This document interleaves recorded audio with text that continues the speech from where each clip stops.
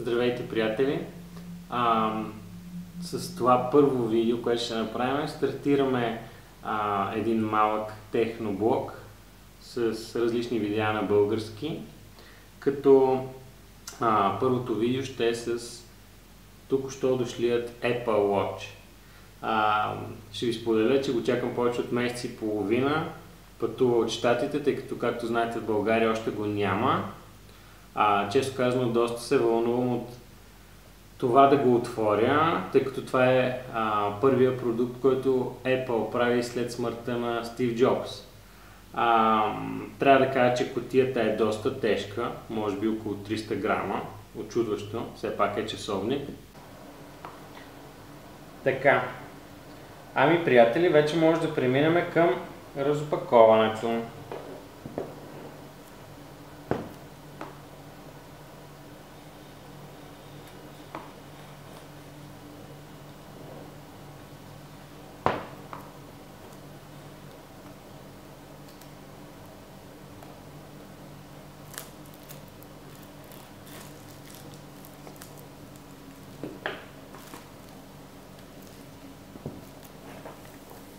Както вече казах, доста масивна кутия.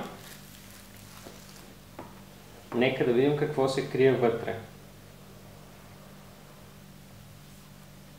О, Боже!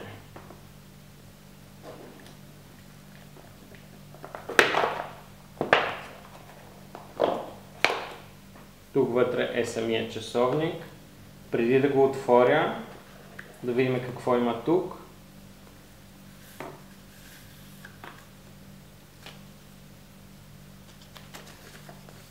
Малко повече инструкции за часовника, как да се заключи каишката, как да плащаме през него, какви са приложенията, различните лица, фитнес приложението и някои други неща. Също така има допълнителна каишка от Apple. Тъй като часовника се изпраща с една каишка размер L, Large Size, и тази е Medium Small размера. Окей. Нека да го оставим настрани за момент. Също така вътре имаме американското зарядно, тъй като, както казах, идва от Щатите, понеже в България ще го нямаме. И кабела за зареждане.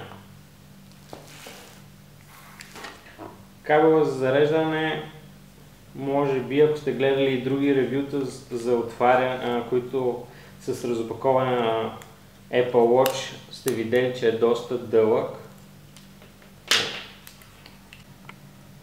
Добре, вече да преминем по същество.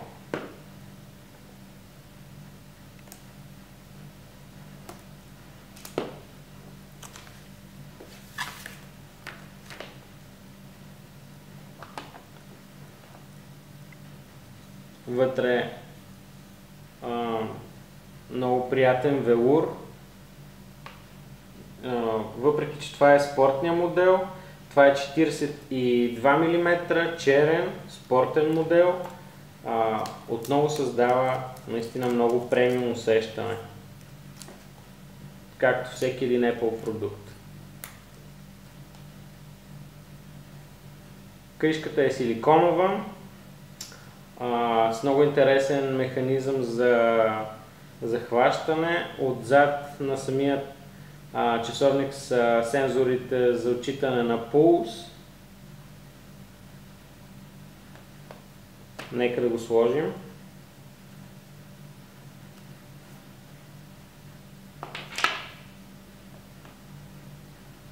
Не знам дали ще видите това, но каишката се поставя последния начин.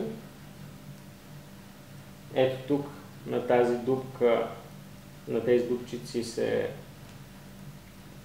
законтря и след това ето тук се вкарва, т.е. това ви дава една допълнителна сигурност. Много е важно да е плътно прилепнал, за да може да ви отчита коректно данните. Включваме го. Добре. Натискате Start Pairing на вашия телефон. Същото правите и на часовника.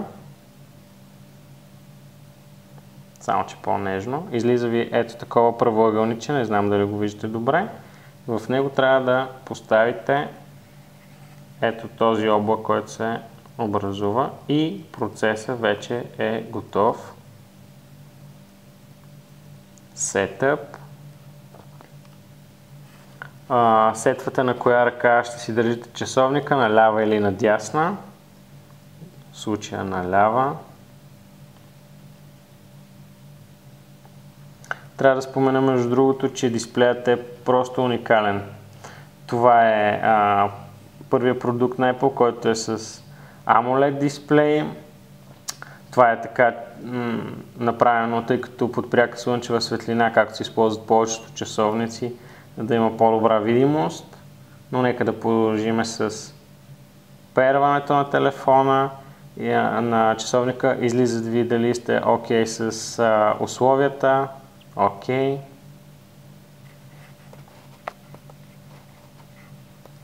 Така.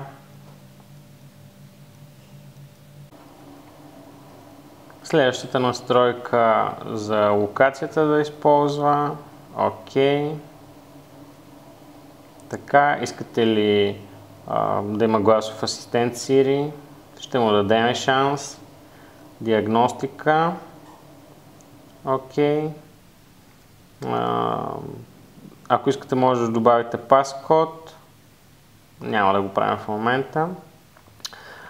Когато свържете телефона си с часовника, тъй като някои от приложенията вече са направени така, че да вървят и на Apple Watch, ви пита дали искате той да потърси всички приложения, които могат да се инсталират, или да ги изберете по-късно. Ще дам по-късно. Синхронизацията започва. Може би виждате тук, че стартира един като циферблат. Трябва да изчакаме. Вече сме точно преди да завършат настройките.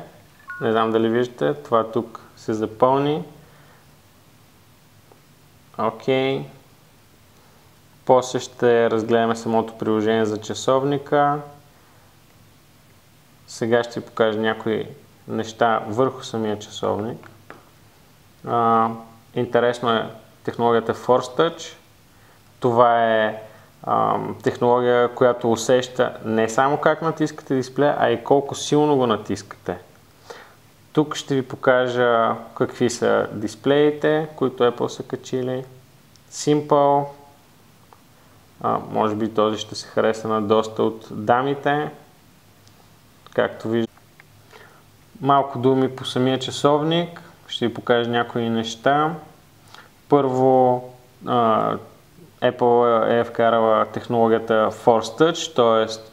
разбира не само как докосва дисплея, а и колко силно.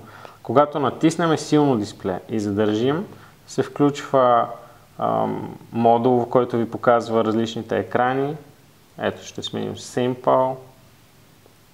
Примерно този според мен би се харесва много на дамите. Една пеперуда. Не. Другите екрани са Astronomic, Color, Solar.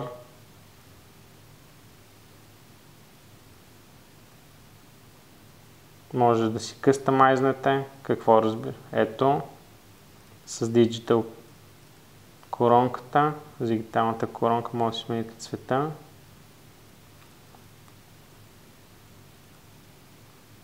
И го сетвате.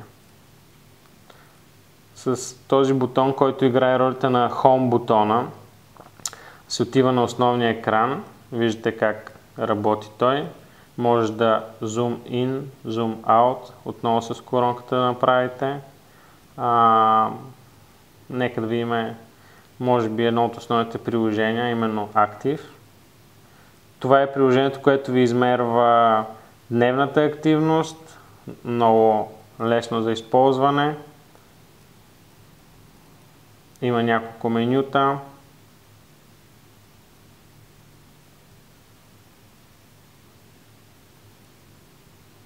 Въвеждате си данните, в случая при мен ги е взел директно от моят телефон, тъй като там в приложението Health съм ги въвел.